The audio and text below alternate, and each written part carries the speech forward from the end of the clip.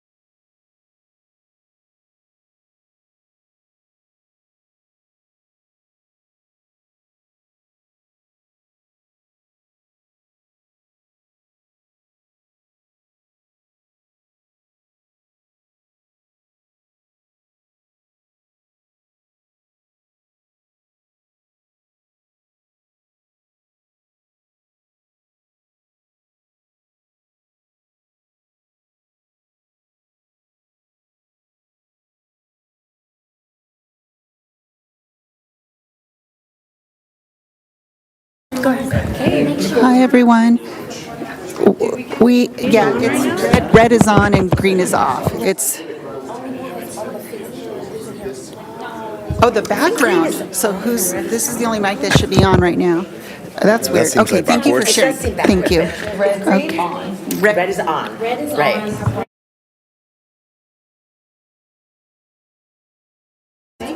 Culver City free Wi-Fi.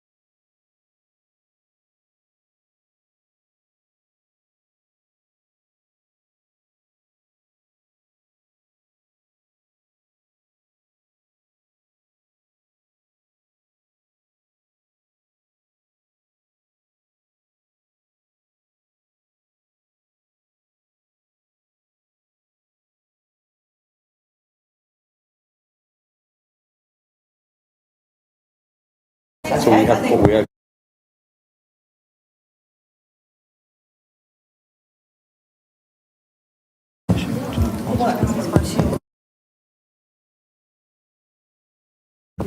We're going to get this meeting started. Figure out something else. Okay, I am going to, are we good? We're good? Yeah, okay. We're good. I am going to call, there it is, I'm going to call this meeting to order. It is 12:11 PM, December 11th. We'll begin with a welcome and introductions and identification of voting members. I'll start to my right. We'll go around the table. Good afternoon. I'm Sharona Nazarian, Mayor of Beverly Hills, voting member. Mandy? Oh. Hi, Mandy Jung, Senior Management Analyst, City of Beverly Hills, non-voting member. Good afternoon. Yasmin Amani McMorrin, council member and voting member in Culver City. Thank you. Shelley Wolfberg, Assistant to the City Manager, City of Culver City. Welcome to Culver City. Hello, Austin Sear, alternate for Supervisor Lindsay Horvath, voting member. Hello, Josh Kirpies, Council Office and Legislative Affairs Liaison for the City of Santa Monica, non-voting member. Natalia Zernitskaya, council member from the City of Santa Monica, non-voting member. Riley O'Brien, Westside Cities COG Project Director. Cecilia Solano, Executive Director, Westside Cities Council Director. Lauren Langer, counsel for the COG. Hernan Molina, City of West Hollywood Governmental Affairs Liaison, non-voting member. It sounds like the volume's a little strange up here. Just make sure we can all speak into the mic clearly, but also loud enough to hear each other across the room and the echo in the space. Chelsea Byers, Mayor for City of West Hollywood, voting member, honored to chair this meeting today. I know we have about an hour and 3 minutes left for an agenda that may take us just past that, but we'll do our best to be tight on time today. And we'll get straight into the action items, starting first with the review of the Westside COG October 16th board meeting notes. Are there any changes to this, or can we get a motion for approval? Move to approve. Second. Thank you very much. We have a motion from the director from Beverly Hills and a second from Culver City. We can take a roll call vote. Beverly Hills, Yes. Culver City, Yes. Santa Monica, Absent? absent, West Hollywood, Yes. County of Los Angeles. Yes.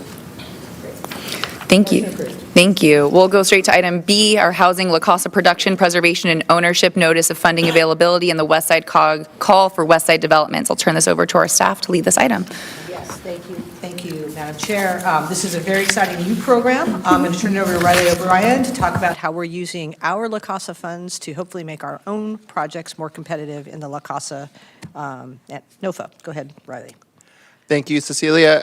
There is a ton of information in the agenda packet. Also wanted to note we have the supplemental agenda packet is also on our website. For this item, there's just one minor clarification, which the original agenda was correct, and it said the recommended action would approve recommended and waitlisted matching grants. We missed the waitlisted part of that recommended action. So if we go on to the next slide, you can see that recommended action, approve recommended and waitlisted matching grant awards for the Westside COG call for developments respondents, which is all contingent on their receipt of production preservation ownership funds from the La Casa Notice of Funding Availability 1. So I'll provide a bit of background. On the next slide, you will see a bit about the La Casa NOFA itself. So back in October, you'll recall that the board you all voted to authorize a comment letter from the Westside Cities COG staff and housing working group, including staff from each of your cities. And we submitted that comment letter, and thankfully La Casa implemented some of our requests, including a regional allocation of projects following scoring. So there will be a proportional inclusion of the Southwest, what they called kind of the Southwest region, so it's not exactly the West Side cities. That pool would also include potentially projects in the South Bay cities, project in City of LA, but it does account for our concern, which was that we would lose out on any of these funds because cost of construction here is so high. So La Casa made that change. They also removed the prohibition on local preferences, aside from anything that would be already illegal, essentially. So that was another key request because many of our cities, many of you all have policies in place that are meant to, ensure that those who work in your city, those who have been longtime residents in your city, can access affordable housing developments. So the next slide, what you'll see is that second part of the October action was to authorize a release of what we call the call for developments, a very simple application process to access the $3.5 million of La Casa new construction production funds that were allocated to the subregion. So we worked with the Housing Working Group with staff from each city to sign off on that call for developments, a very simple Google form, probably one of the shortest housing applications that I'm aware of at least, and released that on November 21st, set a deadline for December 1st at 12 p.m., and then very quickly evaluated what turned out to be 7 responses. So quickly, I'll just note we also finalized a scoring criteria. So on the next slide, you'll see just quick highlights. I know it's hard to read the text. It's in your packet as well, and I'm happy to answer questions about it.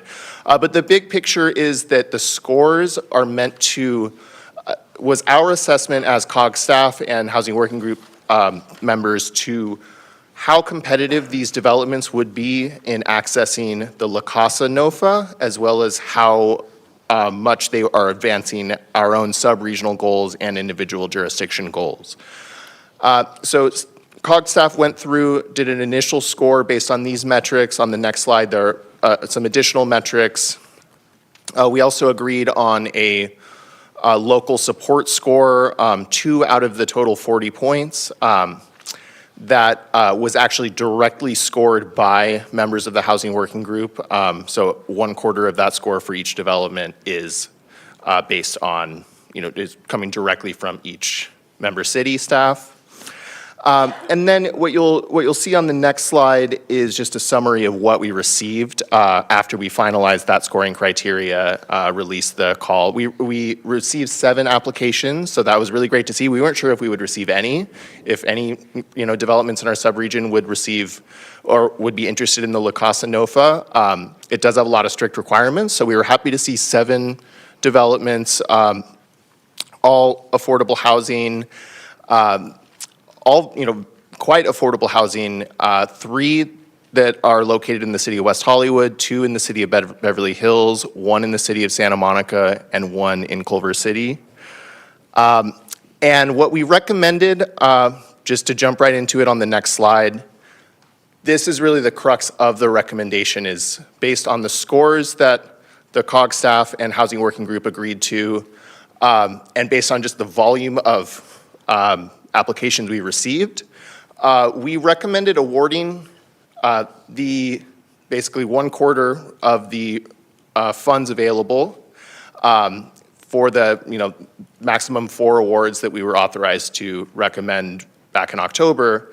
We're recommending at least one award for, and I should clarify here, I believe there's an error here because on the slide, the Larrabee project there was the top scoring development, and you'll see in your packet actually is the accurate recommendation.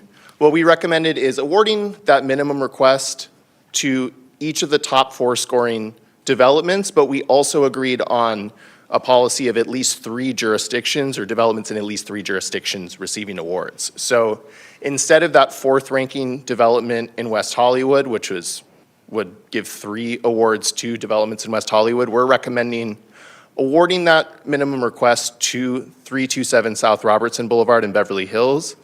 And then the other 3 developments, I mean, they did great. They got, scores, received the majority of the points. We really hope that they apply for the NOFA and that they receive funds from the NOFA, because we think all 7 of these developments are great. But just based on the competitiveness for this funding source, based on the need, based on what we heard from the Housing Working Group, all the investments that you all have made as individual cities into these developments, we are recommending those top 3 on the screen, and then also 327 South Robertson. So the top 2 West Hollywood developments, the 1 development in Santa Monica, the 1 in Beverly Hills. And it hurts to not be able to recommend the awarded funds or recommend an award to the Washington Boulevard development in Culver City. There were concerns, if you look in the details of scores, just some concerns about readiness in particular. We think it's a really great development that will have a really good shot next year for this same type of funding source. And so with that, I believe we can go on to the next slide, and you'll see the recommended action once again. And that is the crux of it. I'm happy to take any questions. Thank you. I'll open up the floor for questions. Do we have anyone start here? Director from Beverly Hills. Thank you very much. I don't have any questions. I wanted to take a moment to thank the Housing Working Group for their efforts. I think that this is what we discussed at our last meeting. It's more equitable, trying to at least spread out the funds to the various projects that are available. The Robertson project in Beverly Hills is something that we're actively working on. We want to do anywhere from 50 to 80 affordable units there for affordable senior units, and that's going to comprise at least of 12 extremely low income and 38 low income units. And it's the city's 100% affordable project. It's the first one since the 1980s, and that demonstrates our commitment to providing needed housing as set forth in our housing element. So I'd like to recognize that. Additionally, this has sparked a wider conversation with the city about Robertson Boulevard as a whole. Some people or some of our businesses are asking for more parking. So that's something that we're looking at, but we're also wanting to promote walkability. So it's finding that balance. I think all cities are trying to find that balance. And we're also in talks with some of the neighboring property owners that would like to discuss possible partnerships to even expand the project and make it even larger if possible, which I myself am excited about. So I just wanted to thank everyone, and I would appreciate your support on this. Thank you. We'll go to Culver City. Do you have any comments or questions? Let's try not to knock my water over. I just, again, want to echo thanks, and we're excited for the city of West Hollywood and looking forward for this continued process and collaboration. Very grateful to staff and everyone that was a part of this process. Thank you. And from the county, any comments, questions? And seeing no one from Santa Monica, well, thank you so much for the work of the Housing Working Group. The timeline has been very expeditious, and to come with confidence about the project that we're supporting feels really incredible. As representing West Hollywood, I'm thrilled to see so many projects on this list be funded and supported. Also, the good work of West Hollywood Community Housing Corporation, which was born in West Hollywood, supported across many cities as well. So I thank you, and I think we can take now a motion on the floor to approve the recommended action. I move to. Oh, I'm so sorry. First, before that, we'll go to public comment. It's not written on my agenda, so I'll forget. We're very excited to approve housing, but let's turn to public comment if there's any speakers that have signed up to speak. And I put a list, Riley, right up there on the podium. Oh, great, thank you. And you put your hand up? Come on up and join us to speak then. Yeah. You'll have 2 minutes, and I think we'll prepare the microphone at the podium is available. Is that right, Shelley? Okay. Please introduce yourself, and you'll have 2 minutes for your remarks. Thank you. I'm going to try to be very expeditious with this because it's kind of lengthy.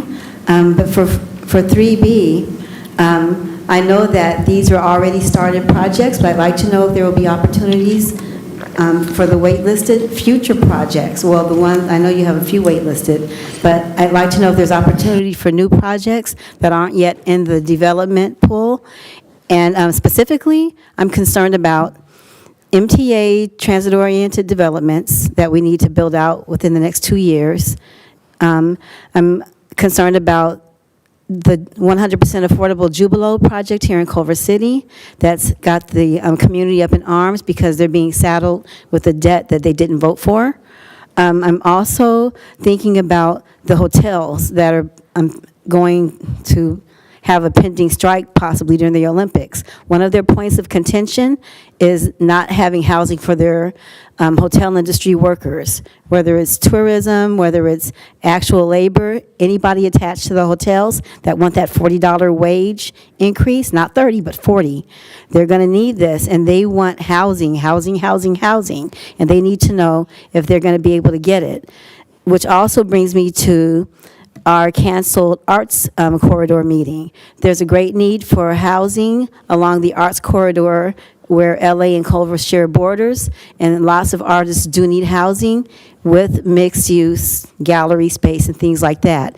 And because we didn't get a chance to meet and discuss it last night, we'd like to know if that can still be considered. The arts corridor, the hotel industry, Jubilo, and the transit-oriented developments overall. Please let me know what the possibilities are for the La Casa and all the other programs to take those up. Thank you. Thank you. And perhaps we can provide a quick response about upcoming processes and let folks know this isn't the first and only. There will be many more opportunities to come. Yes. So we hope this went well. Let's hope that some of the projects that we are funding, or all of them, will get funded by La Casa. It's going to be a very competitive first round, but it's our intention that if this went smoothly, we might do this next year.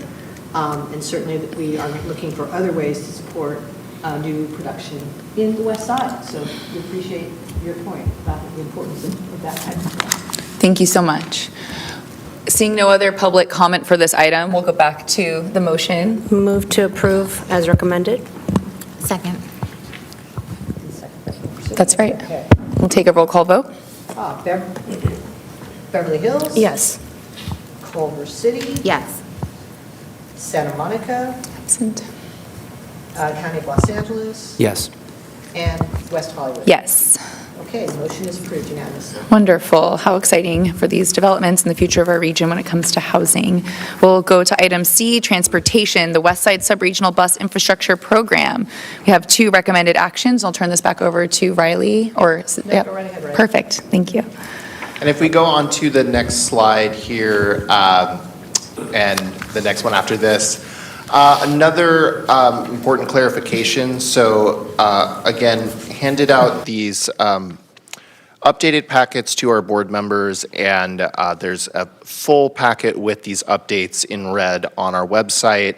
The key point is that we had originally recommended last Thursday when the agenda was published and posted this item 2 around a specific routing around the La Cienega Triangle, which we'll talk about in more detail in a moment.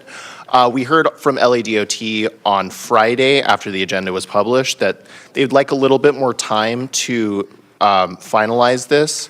So we'll get into some of those details, but the main recommended action here is really just to clarify that our consultants that we've hired and onboarded from STV and their team, they're not going to be designing segments that are already under a design process or that have no plans for bus service. So we're recommending that we just officially remove from the full 10% design consideration in the full design process these 3 segments, the segment of La Cienega Boulevard north of Holloway Drive where there's no bus service, the segments of Sepulveda Boulevard and that UCLA to LAX corridor that are already undergoing a design process. So the kind of cornerstone of this whole project, the Move Culver City Phase 2, which is now Sepulveda Connects. Very exciting to see that progressing. That segment from Venice Boulevard to Green Valley Circle, we're recommending removing that just officially from the consultant team's scope. And also the segment from UCLA to the Wilshire Sepulveda vicinity where LADOT has already installed bus lanes on Wilshire and is currently designing them on Westwood Boulevard. So there are a lot of great things happening. We just want to make recommend that you all allow the consultant and clarify that they'll be complementing those efforts and not starting them over, basically. And the second one, we'll get into that in a moment in a bit more detail, but if we go on to the next slide, this is just a visual representation of what the consultant team will be designing now moving forward, and that is still quite a large network. It just doesn't include that segment north of Holloway, and it also doesn't include the segments within Culver City on Sepulveda Boulevard or within the Wilshire Westwood area on in and around in that City of LA area. Oh, and I forgot to mention also the Santa Monica Boulevard portion that is Caltrans right away. Caltrans is also designing bus networks on that segment. On the next slide, you can see the segments that are off-boarded or that we're recommending off-boarding. And then on the next slide, this is, again, I want to get into this La Cienega Triangle question, and we're going to hear a bit more from the consultant team on this, but if you go to the next slide, you'll see basically that there's this issue around the essentially where the corridor of La Cienega Boulevard actually goes and where the buses currently go. So I think with that, we're going to pass it over to our consultant who is here, Jeremiah from Fair and Peers, and he can go into this in a bit more detail. Good afternoon. Thanks, Riley. Thanks, everybody, for discuss this. This section is a little bit more complicated than Riley was explaining in terms of the offboarding. We have a situation on the ground right now where the Metro Line 105, which is the primary bus service on the La Cienega corridor, actually diverts off of La Cienega east to Fairfax briefly to connect with Metro's transit hub at the intersection of Washington and Fairfax. So as read, the corridor would include a portion of La Cienega where there is no bus service, and as Riley said, it would make a lot of sense for the consultant team to just pursue a segment where the bus service is, so we would follow the path of the route, which is outlined partly in the blue on the slide, diverts over to Fairfax Boulevard for a few thousand feet and then back onto La Cienega. But there are some complications in this segment. I'm sure you're all familiar. There's a lot of traffic congestion through here and a lot of traffic funneling between Fairfax and La Cienega down to that point where they meet, just south of Washington Boulevard. And there's also some long-term plans that many of the affected stakeholders here, Metro, Culver City, City of Los Angeles, have been discussing about that transit center and whether or not there might be an opportunity to move the Metro service over to La Cienega and just continue relatively straight on that path.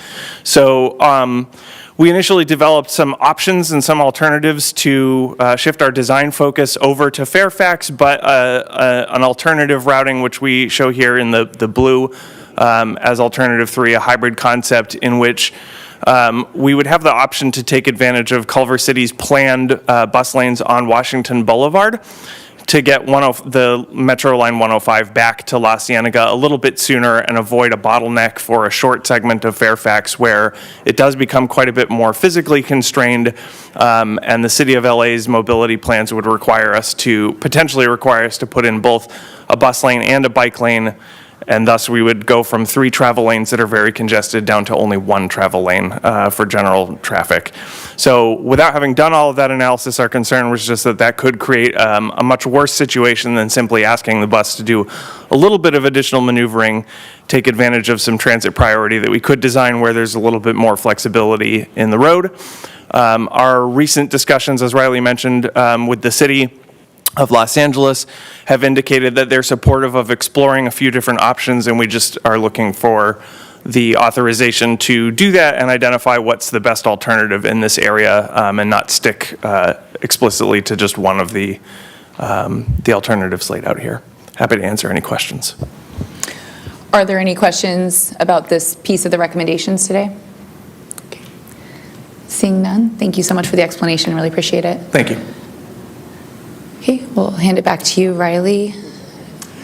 That concludes our presentation. Okay. Ultimately, we would love to hear your thoughts on this issue, but we also are recommending that essentially we have the ability to discuss this in a bit more detail. I also just I did want to add one more piece to this. You'll also note in the packet, in the new item on the next slide, here's just a summary of the details.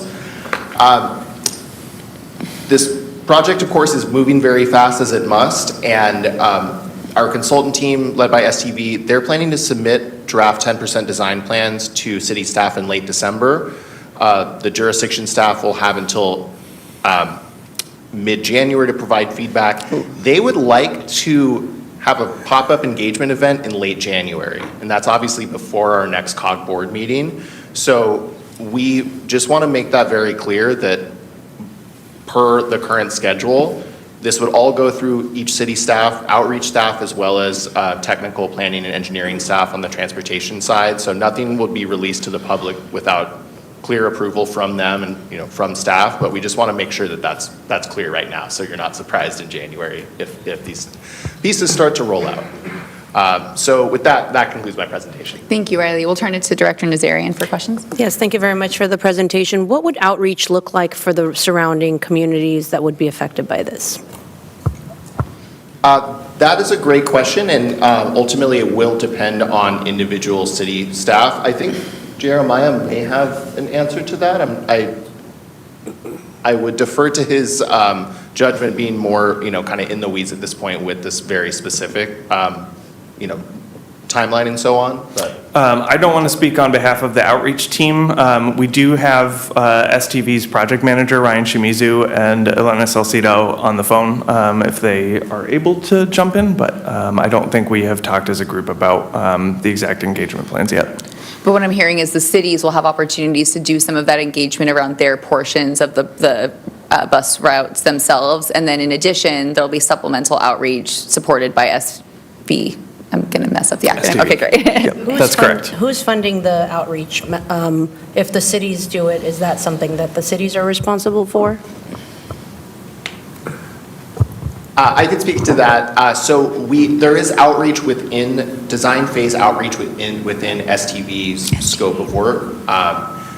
There is also the opportunity, if cities want to do additional outreach beyond that scope of work, then that could be funded by individual city funds. But there is an outreach budget. I'm happy to pass along more details and work with Mandy and others on your team. Yes, I'd appreciate that. Thank you. Thank you. I see there's a member of the public who wishes to speak, but I want to make sure we have any questions or comments on this side of the table answered as well. Okay. Then we'll turn it to the member of the public to speak. I see one who put their hand up. If there's anybody else, please join us at the microphone.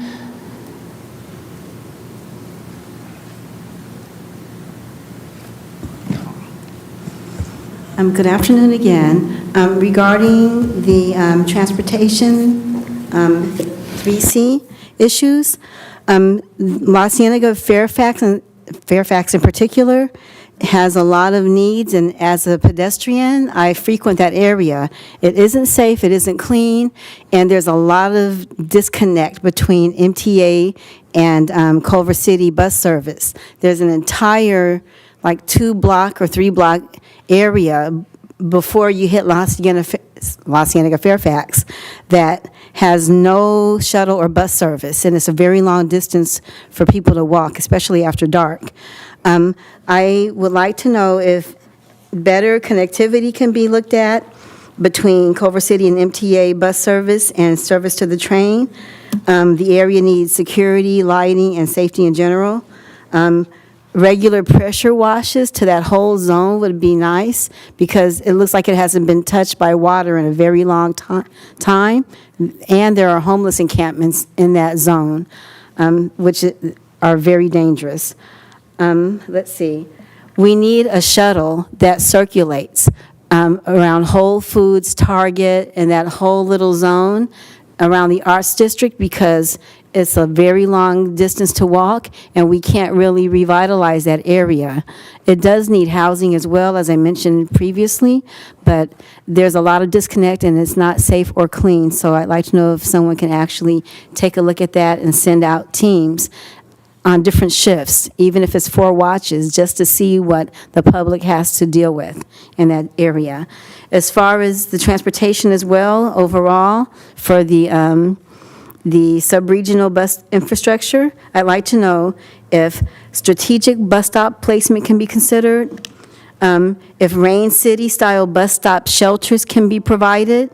I'd like to know if more strategic stops can be provided, because there's too, oh, I'm sorry. It's okay. I'm sorry, my mic's not working. I'd like to discuss more with the Thank transportation you. people.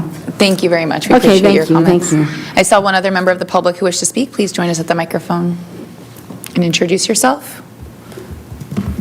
Thank you. Ryan Hund from the City of Culver City, Transportation Planner. I'm also the project manager for Sepulveda Connects, which is Culver City's effort to build bus infrastructure within our portion of Sepulveda Boulevard. Just wanted to offer a technical correction to the recommended action here. There's a portion of the Sepulveda corridor, which is listed as from Venice to Green Valley Circle, which is being proposed for removal from the COG's consideration because we are already designing bus lanes there. I believe there may have been a typo in the motion. The extent should be Venice Boulevard to Centinela Avenue. So offering that as a correction. Thank you very much. Is that a correction we can incorporate into our recommended action today, or does that need further review by COG staff? No. That can be incorporated? Yeah, that would Okay. be great to incorporate. Apologies for the oversight. No. Thank you. Thank you. Glad he's here. All right.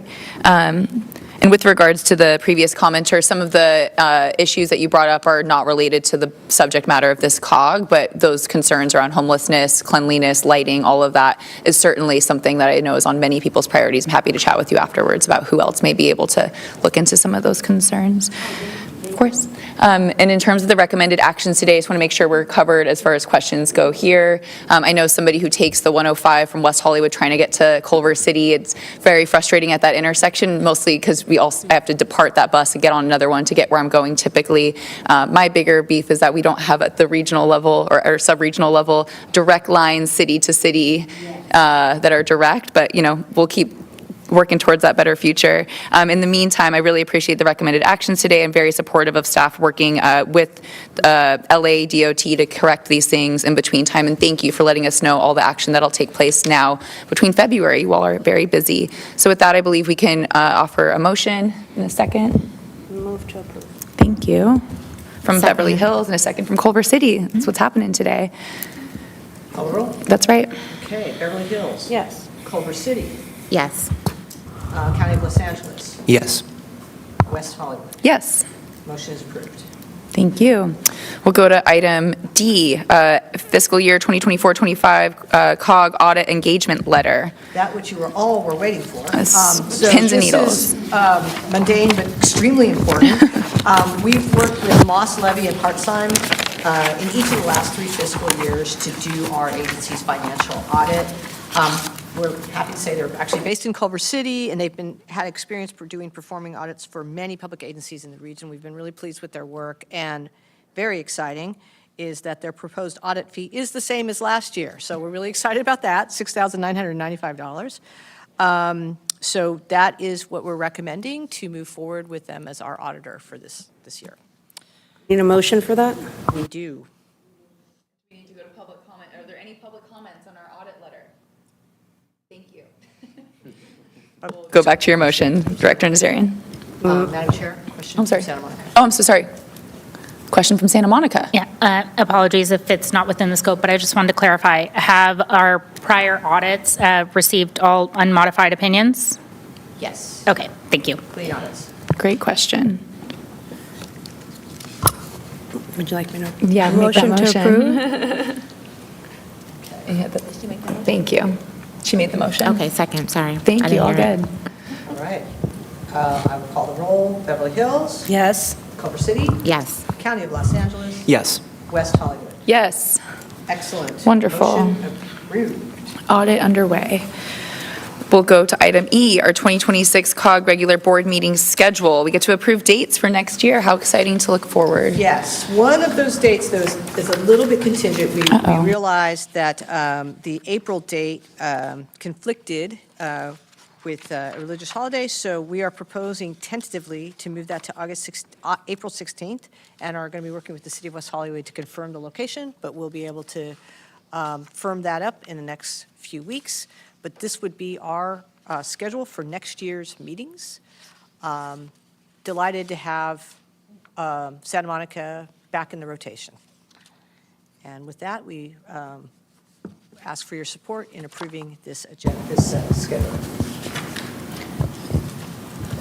Okay, I don't have any issues here. Any questions or concerns? No, we've looked, we've reviewed them, and we're fine with it. Thank you. With the changes, too. Thank you. And we'll be able to confirm that meeting date, and we can go ahead and approve it otherwise. Are there any public commenters on our meeting schedule next year? You all have it saved in your calendars, though. That's important, too. Okay, great. Well, then we'll come back to this body for a motion. Move to approve. Second. Thank you. Beverly Hills, Culver City. Okay, Beverly Hills? Yes. Culver City? Yes. County of Los Angeles? Yes. West Hollywood? Yes. All right, motion is approved. Great. It's nice that we'll be in all 4 of the cities next year. That's Yeah, it's wonderful. great. It's been a long time coming. Right. Well, we'll turn it over to you for our executive director report then. I Look at this appreciate schedule. that. And a few things. We've been hearing a lot about La Casa on the production side, maybe just a couple of notes around the renter protection and homelessness prevention budget update.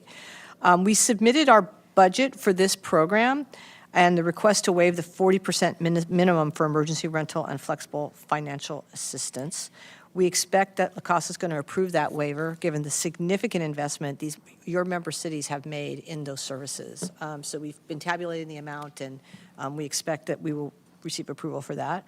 Also, the WSCCOG staff are actively participating in the Integrated Service Management Planning Committee with La Casa, which is why Riley is always racing over here, because they continue to schedule it almost conflicting with this meeting. So he made it on time. I did raise issue about that at my Thank last you, La Casa Mayor meeting Byers. too. Yeah, we'll continue to. So we're going to continue to meet regularly through December and January to help inform the system design. I'll just leave it at that. Sessions are going to focus on targeted homelessness prevention and that whole centralized fiscal administration. Hopefully it'll make everything a little bit more efficient. And then an update on the LA County Department of Homelessness Services and Housing. Measure H, we're preparing invoice number 5 for submission to the county. It's very exciting that we are awaiting approval of a budget modification and direct deposit setup, which is great. So we will not have Riley again driving all over the county to deliver a check. On Measure A, we've signed the fiscal year 25-26 contract on December 8th. Once executed, we are going to begin invoicing funds for Beverly Hills, Culver City, City of West Hollywood, in alignment with your all statements of work. And so that money will start flowing. Lastly, on the county Measure A planning, our fiscal year 26-27 spending plan, we attended on November 20th the county's Measure A spending town hall, hosted by the Department of Homelessness Services and Housing. The DHSH presented its draft spending plan and highlighted a projected $303 million in funding deficit for programs transitioning from the CEO Homeless Initiative to DHSH starting January 1st, 2026. It represents about a 1/3 reduction from what they had approved last year, and so it's expected to affect multiple programs. County posted the draft plan. Did you want to do any other points? Okay. But so the last piece on that is, yeah. Okay. Go ahead, talk about next steps. And then the last piece is our ongoing behavioral health work. So on the next slide, there's some details on this, but our consultant, Capstone Solutions, they've done a lot of updates to their Santa Monica specific study from last year.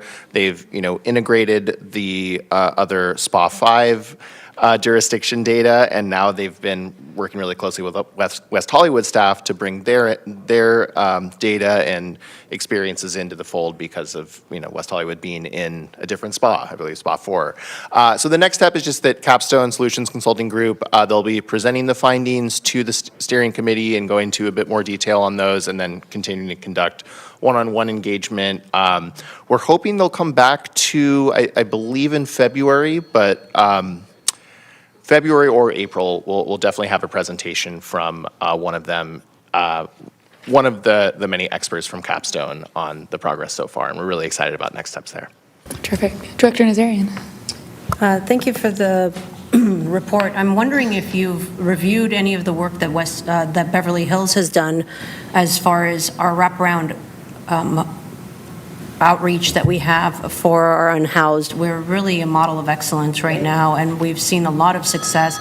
We've been able to successfully assist many of our unhoused residents, to put them into housing, to get them connected with their family members, to be able to get them the assistance that they need around mental health care, around substance abuse dependency, and we've been partnering with the county with some of the resources that are being available, and I think that I would venture to say that other cities would benefit from seeing some of that work that we've done to be able to share with others.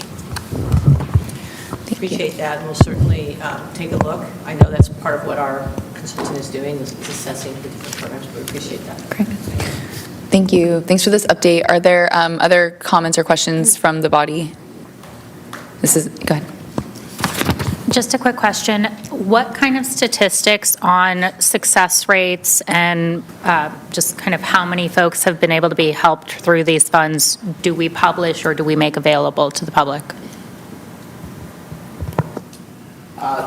Thank you for asking that. I know we are in the early stages, so a lot of it is learning from lessons such as what Mayor Nazarian mentioned. Beverly Hills, for example, they have mobile crisis response, and what we're seeing, I think the most direct kind of positive impact that we're seeing in terms of year-to-year improvements is certain service providers are showing actually greater capacity in 2025 compared to 2024.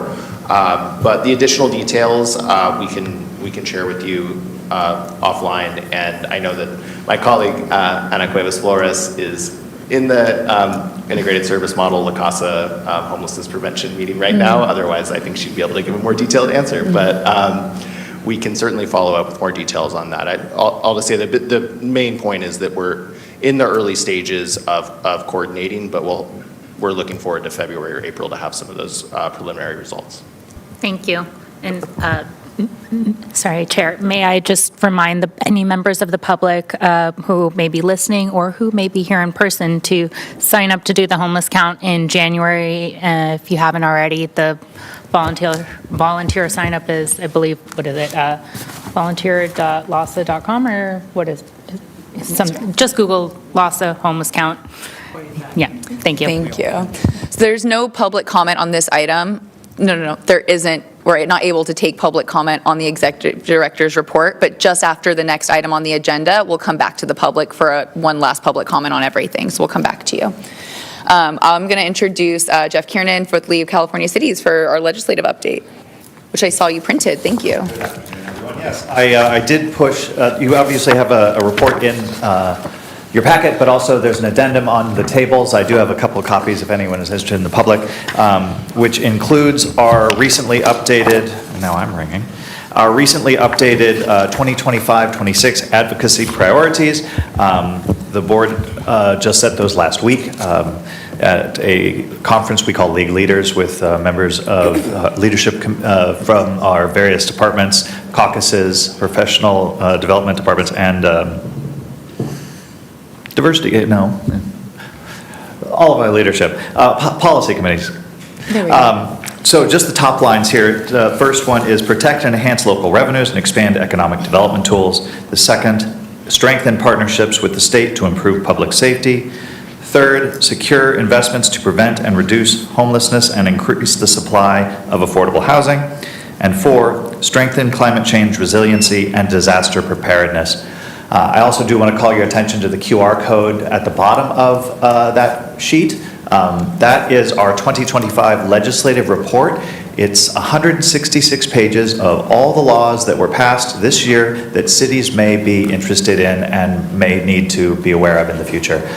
Specifically, I want to call out there's an appendices for SB 79, the Transitory Development law that is now going in place in July. That one is delayed. That one goes into place in July. But also SB 707, the Brown Act bill, will be in there as well. So there's a lot of really important information that is included in those in that report. very technical, in fact, so. 166 pages. Thanks for not printing that one. 166 pages, yes. So I'm happy to take any questions, but as always, we'll be looking forward to working on all this legislation coming forward that's been continued from this year and whatever else they introduce. Just as your point of information, the Los Angeles County Division will be setting our regional goals for the county cities tomorrow. So please let me know if you have any input on that, and I will pass it along to our board of directors when they meet tomorrow. Thank you, Jeff. Thanks. I see Josh Yeah, has a please, question Josh. for Santa Monica. Yes, just had a question about 707. That was the Brown Act bill. Correct. There's still continued work that needs to be done on that, right? Or is it a priority of the league to still continue working on that? hopefully? The author does intend to do cleanup legislation. We were actually told by the author that it would not be going forward to the governor's desk this year. They went back on that. And unfortunately, in the continuing discussions, it does not appear that any cleanup legislation would actually be favorable to cities. They're actually talking about increasing the requirements for language translation for local governments. So we're continuing to fight for local control and trying to make sure that cities of all sizes can continue to do that. I have been really focusing in on the SB 79 and SB 707, which put sort of arbitrary differences between either the county or your city size, and it makes it more difficult for those small cities in large counties like Los Angeles to comply with these laws. Thank you. Thank you. Any other legislative questions for Jeff? Okay. Thank you. Thank you so much. We'll move to announcements. Are there any announcements? Like join the La Casa point in time count coming up in January. Anything else you want to share from this body? No? Nope. We'll turn it over. Yes, so this, Mary is our new liaison from LA Metro, Yay. so she'll introduce herself. Hi, it's a pleasure to meet everybody. I started at Metro about 6 months ago, doing community engagement on a number of projects in the planning phase, and I just transitioned to becoming the local West Side government relations contact for everyone. My background, I spent many years working at the Lee Andrews Group, where I cut my teeth in community relations and really got to connect with communities across Los Angeles and understand the levers of how to help really empower communities and bring them public benefits. And then from there, I worked for many years at the Jewish Federation, leading government relations programs there, as well as cross-cultural dialogue, interracial dialogue. I led a lot of leadership and civic leadership programs at the Federation, and I spearheaded and oversaw their diversity, equity, and inclusion programs. And I left the Lee Andrews Group to join Mott McDonald, the engineering firm, where I led their social equity practice, and really helped them understand local needs as they got their footing in Los Angeles in order to really meet the needs of communities. So I'm really happy to be at Metro. I think that mobility equity is really one of the biggest issues of our time, and look forward to really just carrying the torch, being responsive, and collaborating with all of you moving forward as we really transform our city. Thank you. Thank you. Welcome, Mary. Nice to have you here. Excited to begin our work together. Thank you Are so there any much. other announcements from this table? No?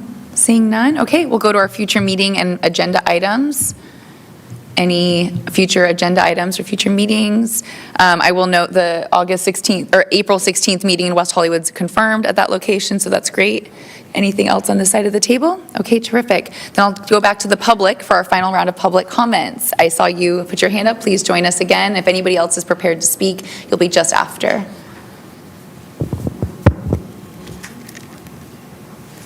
Good afternoon again. Good afternoon. I'm glad to speak with you one last time. I know I wasn't able to comment on some of those issues on 4A, B, and C, but I'd like to know if the Westside Council of Governments is willing to reach out to the White House faith-based communities and work with what I found out, through listening to the news, that Paula White in the faith-based Department of the White House has $3.9 to $4 billion for housing and homelessness services to support local governments, but to work through the faith-based communities. I'd like to know how you plan to reach out and integrate even more than whatever the faith-based community is doing, because these funds are apparently available now. And they might actually be able to work with La Casa and whoever else is collaborating to meet these needs. I also would like to know how the FSP programs and anti-recidivism programs will be integrated into the larger scheme of housing, homelessness, supportive services, and the like. How do these work with the continuum of care, and how do we prevent no accountability like what happened with LA's housing and homelessness budget? I also need to know how homelessness ties into the parks budget, and how Measure H and Measure A work together in this entire scheme, because it's never really been explained to me, and I'd like to know, how to meld and work with transportation, housing, and other resources. And that's about it. Thank you very much. Thank you. Appreciate you. Seeing no other members of the public signed up to speak at this time, we can go to our adjournment. I believe it's 1:01 p.m. We'll adjourn our meeting to the February 12th noon meeting at the Santa Monica Library branch. So we'll look forward to being there in February. Wishing everyone here a very happy holiday, happy new year. Thank you for the good work this year. Big appreciation to staff who truly took on above and beyond with so much new things thrown your way. Thank you so much. It's been such a joy to be a part of this group. We'll see you next year. And if you want to validate your parking, never mind. Yeah. Eagle eye.